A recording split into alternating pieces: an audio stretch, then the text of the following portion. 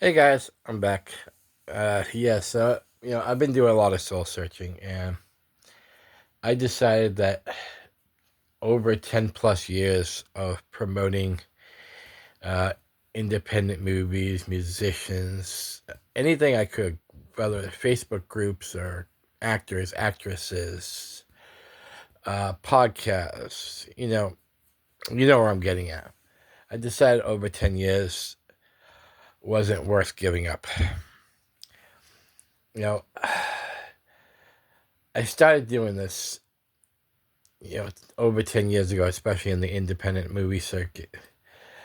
And the reason I did, it's going to be a little story, I'm not going to try to drag it on too long, but, I want you to think back when you were a lot younger and you were getting into movies for the first time or music or whatever your love was. And have you ever said to yourself, man, when I grow up, I want to do this. I want to be part of this. That was me.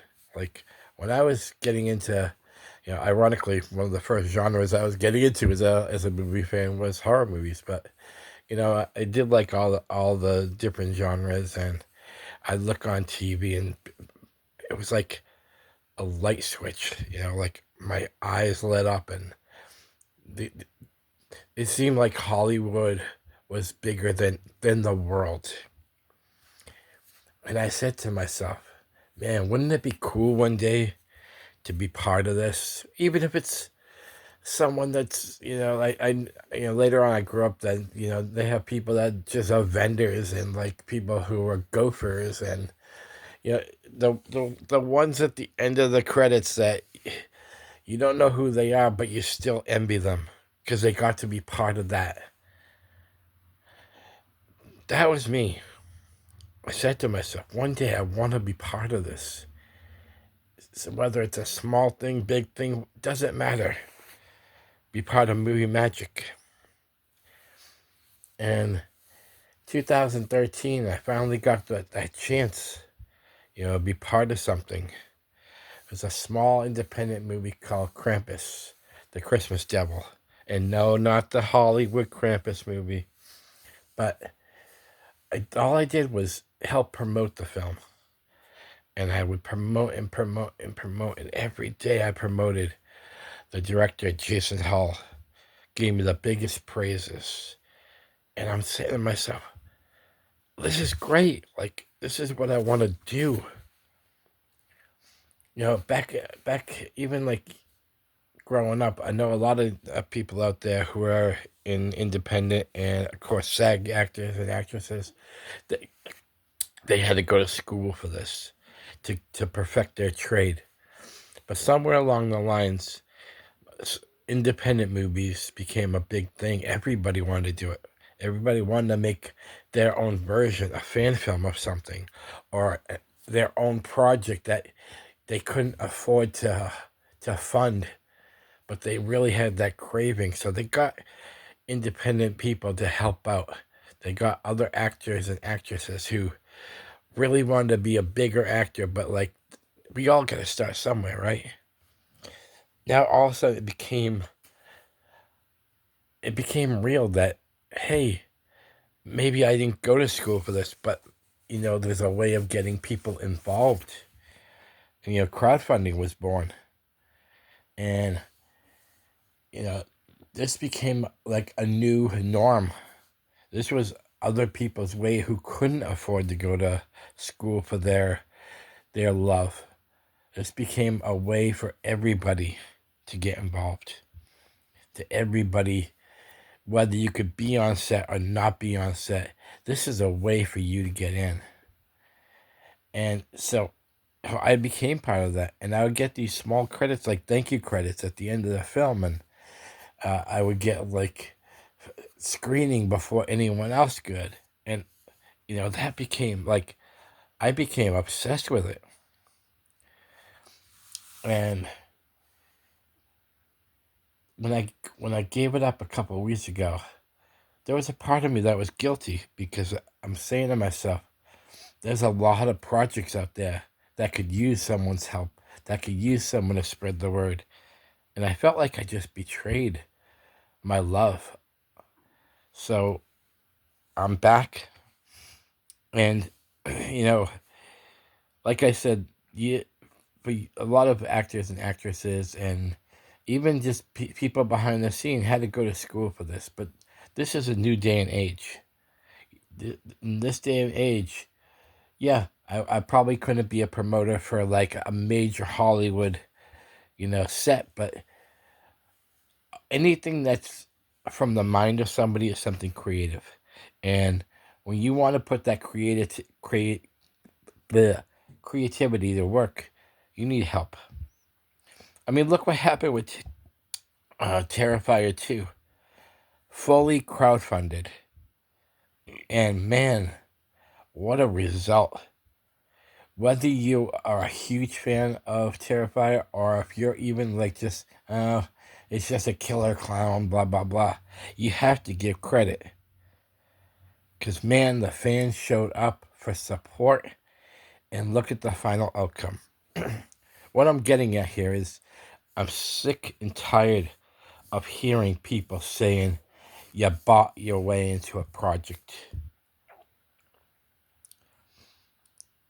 Damien Leone said in an interview that he is so thankful for the people that helped crowdfund that movie because it made it what we end up seeing. He basically, in paraphrase, he was saying, I don't care if you contributed $5 or a couple $1,000. The movie became what it was because of everyone. And that is a man of integrity.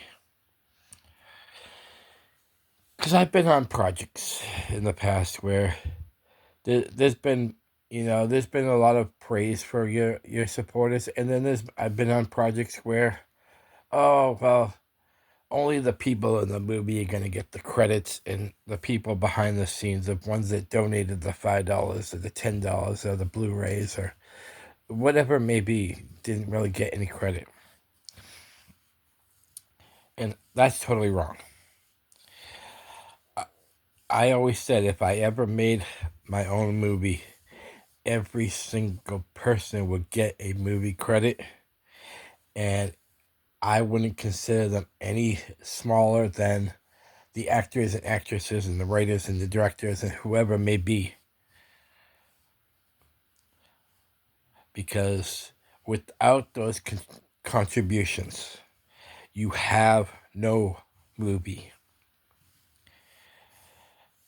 I don't care, and here's another thing. I don't care whether it's a independent film where it's something original or if it's something, a fan film.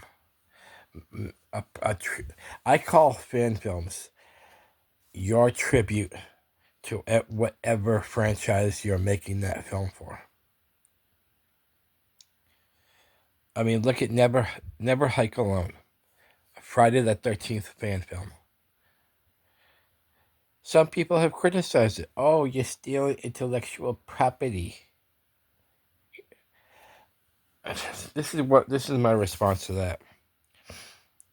When I was a younger kid, I used to act out these things too. I used to act out saying like, I'm Jason, and me and my friends would play hide and go seek, except our version was Friday go seek. True story, by the way.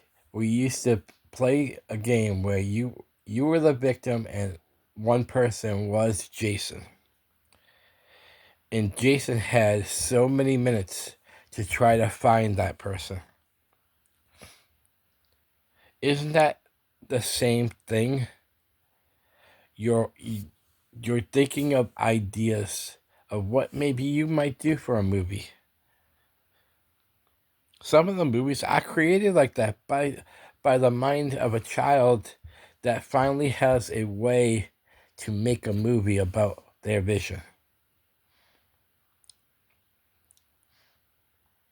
And it's not intellectual property. because you're not making any money off of it. Obviously, if you try to sell it to a streaming service or whatever, yeah, first of all, you're going to get cut down, because no streaming service would say, well, oh yeah, we'll play this Friday the 13th movie, or we'll play this Nightmare on Elm Street movie that's not connected to the real series, obviously. But when you do it free, when you put it on YouTube or whatever free streaming service that you're not making any profit of, I see no harm, no foul. And yes, since it's a movie, and since yes, people are watching it, people should get credit for whatever you contributed to. If you got an IMDb credit, you contributed to a movie. I'm sick of that whole you bought your way so it doesn't really count. Bullshit. I call bullshit. I've been on 5 movies that have made it to streaming services. 6 coming this year. And every single one of them, I have got major credit from the directors, from the producers, from the people who have starred in these movies. And a couple of them I didn't even have to buy into, because I became a staple.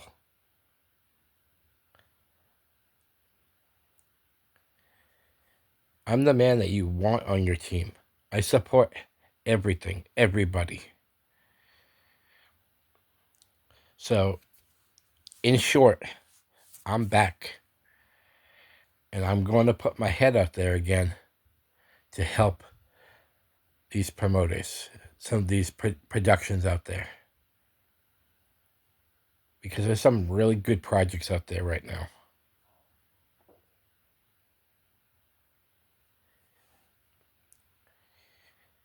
I'm going to stand up and once again protect the independent promoters out there, the independent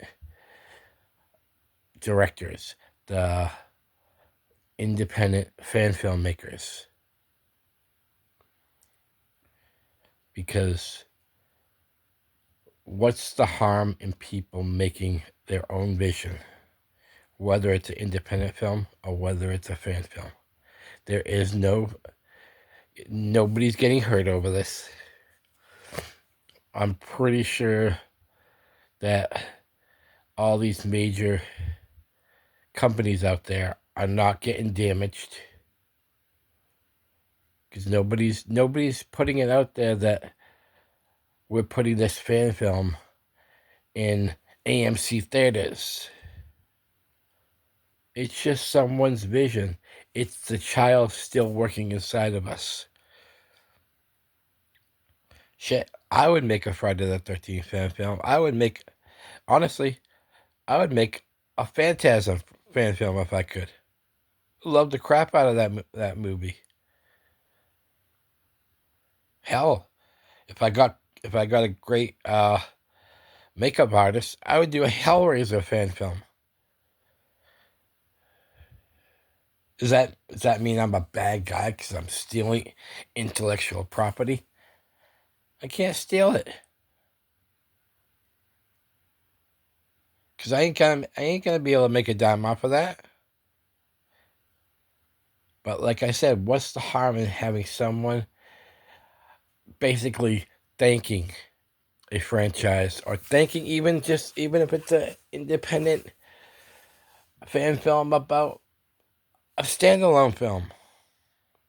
Who cares? It's not hurting that movie. It's just someone's vision on what they would have done. Don't be there and stand and say, well, just be happy with what you had. There's no harm in showing your vision to the world.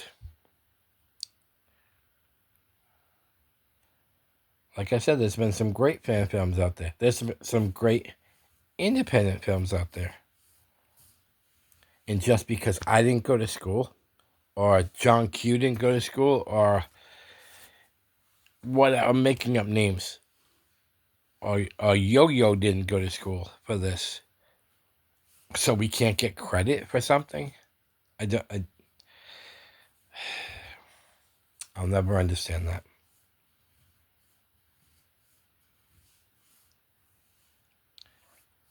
Basically, you're telling us not to be creative. So let me go to my job and just do everything the same every day.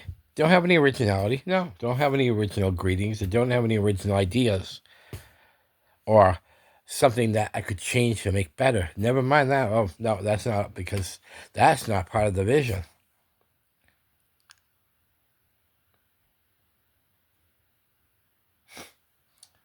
This is the first time I've done a rant video about this in a long time. But I think it's worth it. So, like I said, the skinny of it all is I'm back. And you know what? I'm going to be better than ever.